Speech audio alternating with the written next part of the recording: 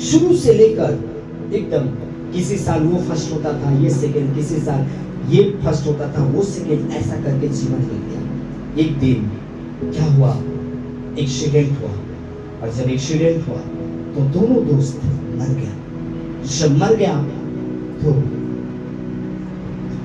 जब दोनों की आंखें खुली, मर गए, तो दोनों का जब आत्मा स्वर्ग में गया, तो स्वर्ग में के सामने जब पहुंचा तो क्या देखता है, एक बड़ा सा गेट है, तो स्वर्गदूत बड़े से बुक लेकर, किताब लेकर खड़ा है।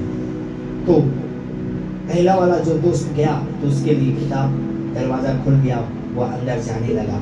दूसरे वाला जो दोस्त गया तो उसके लिए द्वार बंद हो गया, उसे जाने नहीं दे रहा था।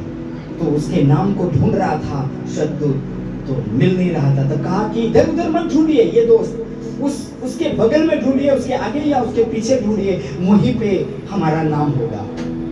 तो उसने पूरा ढूंढा, स्वर्गदूत बोला नाम नहीं है, आपका तो नाम ही नहीं है। तब उस मित्र से पूछा कि हमारा नाम क्यों नहीं है, कैसे ये मिस्टेक हो गया? तो वो जो मित्र जिसके लिए द्वार खुला था, वो रोता हुआ कहा कि आपके साथ दोस्ती रहते हुए भी मुझे किसी ने यीशु के बारे में बताया था, और मैंने अपना जीवन यीशु को दे दिया, और मैं यीशु के पीछे चलने लगा, और मैं उद्धारकर्ता के रूप में यीशु को ग्रहण किया। पर मैं डर से तुम्हें कभी यीशु के बारे में नहीं बताया कि क्या पता आप मुझे छोड़ दोगे या दोस्ती खत्म हो जाएगा। बताइए दोस्त क्या हुआ?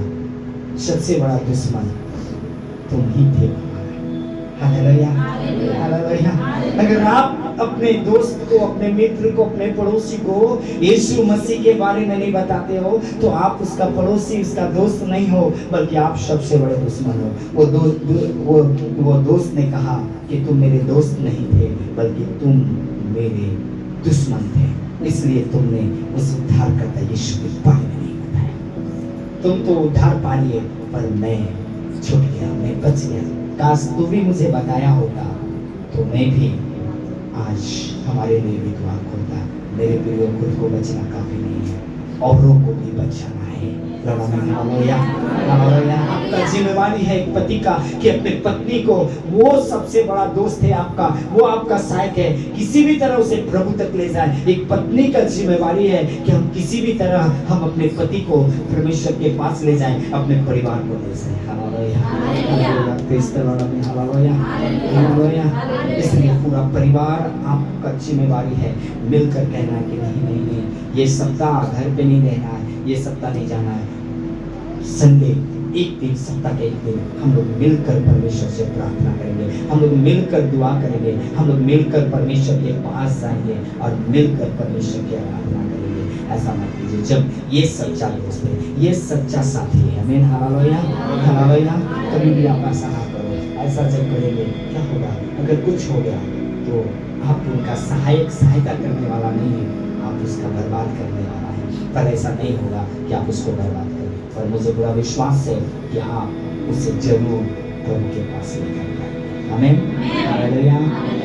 कई बार हम भी अपने परिवार को, अपने घर के लोगों को नहीं बताते, कई बार हम अपने पड़ोसी को नहीं बताते कि वो हमसे घृणा करने लगेगा, हमसे नफरत करने लगेगा। करने दीजिए, पर आपका काम है परमेश्वर से बताइए। आमीन, हालेलुया। यीशु मसीह को के बारे में उससे बताइए, क्या पता वो मन फिराए और उद्धार पाए। Hallelujah, hallelujah.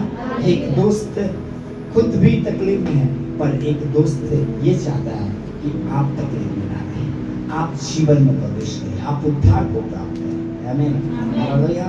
कितने लोग समझ में आ रहा है? समझ में आ रहा है कि एक सच्चा दोस्त चाहता है कि आप आशीषित जीवन। आमीन।